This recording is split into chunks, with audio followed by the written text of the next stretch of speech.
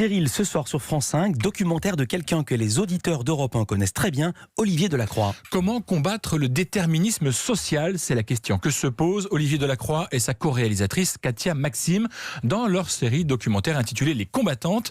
Après avoir parlé des femmes qui vivent dans le 93 et de celles installées dans les régions les plus touchées par la précarité, cette fois, l'histoire s'intéresse aux femmes bien nées. Comprenez, celles qui n'ont aucun problème d'argent, qui suivent des études et évoluent dans un milieu familial stable.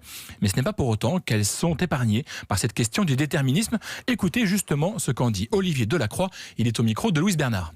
Il m'a semblé important d'aller voir de l'autre côté, là où on s'imagine facilement que les femmes qui naissent dans des milieux nobles, des milieux bourgeois, s'en contentent. Alors que non, pas du tout. Là encore, dans ces milieux, il y a des règles, il y a une éducation très stricte, il y a une religion qui est très présente.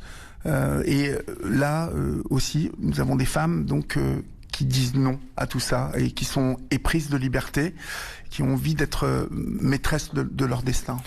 Pour illustrer ce que vient de nous dire le réalisateur, je vous propose d'entendre un court extrait du documentaire de ce soir. Il s'agit du témoignage de Diane qui a fait le choix d'épouser un homme issu d'une autre classe sociale, pas franchement du goût de ses parents. C'est Hiroshima, comme si on les avait giflés. Et je vous avais dit, leur réflexion de mère qui était effroyable. Oui.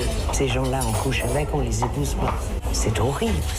Ces gens-là, on couche avec, on ne les épouse pas. Le témoignage de Diane, une des combattantes que vous pourrez retrouver ce soir dans le documentaire. Elles ont brisé les codes sur France 5 à partir de 20h50.